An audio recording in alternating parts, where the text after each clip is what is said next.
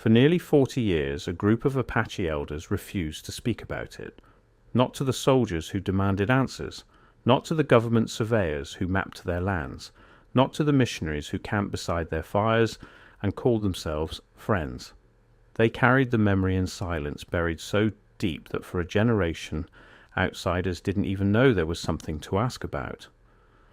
Then, in 1893, an old man named Noch I del Cline, or someone remembered by that name, in the transcripts of the period, broke the silence in the presence of a field ethnographer from the Smithsonian Institution.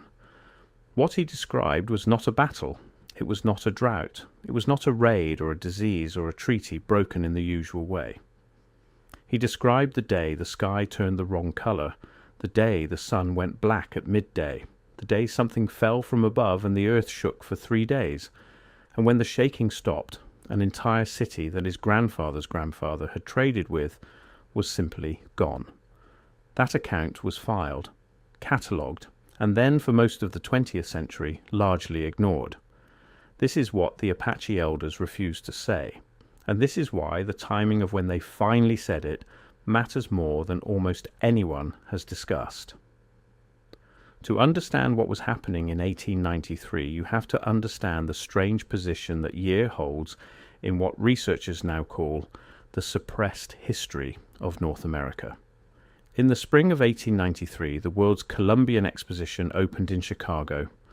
46 nations sent exhibits. Over 27 million people walked through its gates. The official story was that it celebrated 400 years since Columbus arrived in the New World. But what the exposition actually displayed was something far more complicated. The buildings were extraordinary, not in the way temporary exhibitions are usually extraordinary. Bold colours, modern materials, theatrical scale. These structures were made of something they called staff, a composite of plaster and fibre, but the forms themselves were borrowed from somewhere. Massive neoclassical columns, arched walkways stretching hundreds of metres, facades with ornamental detailing so precise that trained architects of the time openly admitted they did not know how the work had been done so quickly. The site became known as the White City. Researchers in the Tartarium field, people who have spent years studying the anomalies in official architectural and historical records, have pointed to the White City as one of the most visible examples of what they argue is a systematic concealment. Their claim is not that the exposition was fraudulent on its face, but that the buildings displayed were not designed from scratch. They were reproductions, shells built over the memory of something much older. I have to pause here for a second, because what I just described, that is one case from a much larger pattern. There are 35 documented cases in a document I put together. Different cities, different decades, different types of evidence. Every single one follows the same sequence: discovered, documented, acquired, disappeared. I could not fit all of it into a video. It's in the pinned comment below. Find it before we continue. Before I go further, that document in the pinned comment. If you have not found it yet, go there now, because everything I cover in these videos is one piece of a pattern that only becomes visible when you see all 35 cases together. The document shows you the full pattern. What I can show you here is the surface. What is down there is everything underneath it. Pinned comment, now, then come back. Something that, according to these researchers, had once stood not just in Chicago, but across the entire continent. Something that had been erased. The Tartaria hypothesis in its most coherent form argues the following. At some point prior to what mainstream historians call the European colonization of the Americas, and possibly as recently as the mid to late 1700s, there existed on the North American continent a civilization of significant technological and architectural sophistication. This civilization left behind structures, road systems, water networks, and institutions. It was connected, through trade and possibly through direct political arrangement, to similar civilizations in Europe, Central Asia, and along the Silk Road corridors that Western academia has partially documented but consistently underestimated. This civilization did not decline slowly, the way Rome declined. It did not fracture into competing kingdoms over centuries. It ended abruptly, catastrophically, in a way that was violent enough to leave traces in the oral histories of virtually every indigenous nation on the continent, but that mainstream scholarship has consistently categorized as mythology, allegory, or misunderstood natural phenomena. The Apache Elders account, taken in 1893, fits this pattern in ways that are difficult to dismiss once you begin to examine the record carefully. Noch Eidelkleiner's account, as transcribed, described a period his community called the time before the long quiet. During this time, there were people who lived in permanent stone structures to the south and west, structures that his ancestors had visited, traded with, and occasionally worked within. These were not Apache people. They were described as being lighter in complexion in some accounts, darker in others. The descriptions vary in ways that suggest the narrators were remembering something genuinely diverse rather than constructing a uniform myth. The structures themselves were described as being many stories tall, as having surfaces that reflected light, as having systems for moving water that didn't require rivers. And then one day, the sky changed. The ethnographic record from the late 19th century is full of accounts like this, if you know where to look. The challenge is that they were collected during a period of active suppression, a period when federal policy explicitly discouraged the documentation of indigenous oral histories that contradicted the official narrative of the continent's past. This is not a conspiracy theory. It is documented federal policy.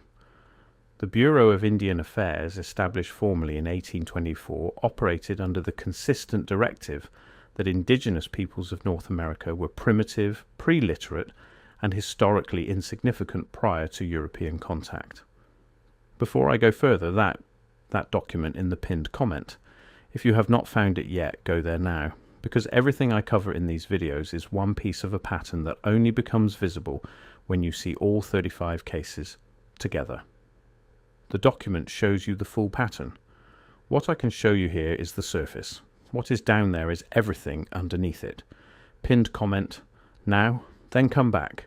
Field ethnographers who submitted reports containing oral histories that suggested otherwise, complex pre-contact trade networks, large-scale architectural traditions, astronomical calendars of precision that rivaled anything in the Old World, often found their reports buried in archive categories that were rarely consulted. Some researchers argue that this burial was deliberate. Others believe it was institutional inertia, the self-reinforcing blindness of a bureaucracy that had already decided what history looked like before it began collecting evidence. Either way, the result is the same. The accounts exist, they are real, and almost no one outside of specialist circles has read them. The Apache account from 1893 was one of roughly 60 such accounts collected in the decade between 1885 and 1895, a decade that coincided, not coincidentally, with a surge in official anxiety about indigenous religious and cultural movements. The ghost dance movement of the late 1880s was spreading across the plains. Wounded Knee happened in 1890. The federal government was intensely focused on suppressing any narrative that gave indigenous peoples a sense of historical continuity, cultural legitimacy, or, most critically, a reason to believe that what had once existed might exist again. The timing matters. When the Apache elders finally spoke in 1893, they were speaking into a political environment that was designed to make sure no one heard them. The account describes the sky event in terms that recur across dozens of unrelated oral traditions from this period and earlier. The sun went dark. Not gradually, the way it goes dark before a storm. Suddenly, at midday. The darkness lasted long enough that animals behaved as though it were night. Birds roosted, horses refused to move, dogs were silent in a way that was described as more frightening than their howling would have been. Then came what the account calls the falling of stones from the sky. Not rain, not ordinary hail, objects large enough to leave craters. Objects that came with sound, described variously as a roar, a sustained screaming, and in one particularly striking phrase translated loosely as the sound the world makes when it is being torn. After the falling came the shaking. 3 days of continuous earth movement, punctuated by larger events that collapsed structures, redirected rivers, and in at least one case described in a related Navajo account from the same period, caused a lake to drain completely in the space of a single night. And when the shaking stopped, the people to the south and west, the ones in the tall stone buildings with the water systems, were gone. Not displaced, not killed in ways that left bodies to be found. Gone in the sense that the buildings themselves were gone. The land where the city had stood was described as being flat in a way that land is not naturally flat. Flat and grey and without the features you would expect. Researchers in the Tartaria field have identified multiple locations in the American Southwest where the geological record shows anomalies consistent with this description. Craters too recent to be explained by conventional timelines. Soil composition changes that suggest extreme heat events with no associated volcanic activity.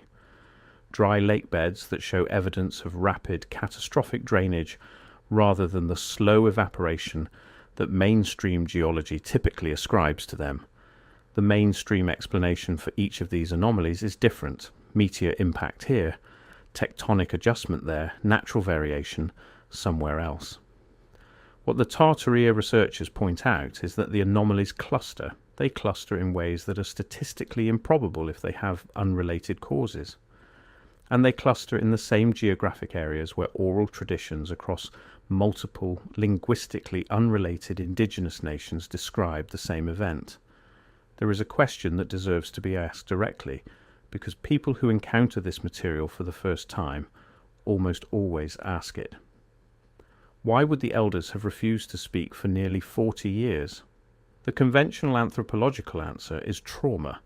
Communities that experience catastrophic events develop cultural prohibitions around discussing those events, particularly if the events carry religious significance or are associated with spiritual failure, with the belief that what was destroyed for a reason, and that speaking of it might invite the destruction again. This is a real phenomenon. It is documented across cultures worldwide. But there is another possible answer, and it is the one that the Tartaria researchers find more compelling. The elders didn't speak because they were afraid of what they remembered. Not spiritually afraid, strategically afraid.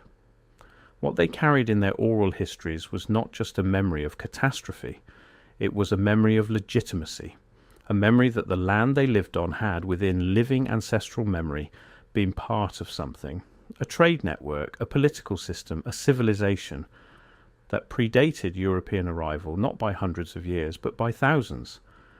A memory that their relationship to the continent was not that of primitive wanderers but of people who had inherited the ruins of something vast.